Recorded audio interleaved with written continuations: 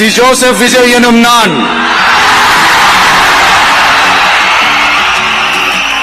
தமிழ்நாட்டு அரசின் முதலமைச்சர் என்ற முறையில்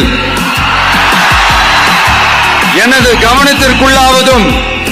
தெரிய வருவதுமான எந்த பொருளையும் முதலமைச்சரின் கடமைகளை உரியவாறு நிறைவேற்ற தேவையான அளவுக்கன்றி ஒருவரிடமோ பலரிடமோ நேர்முகமாகவோ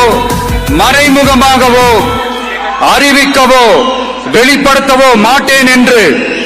ஆண்டவன் மீது ஆணையிட்டு உறுதிமொழிகிறேன்.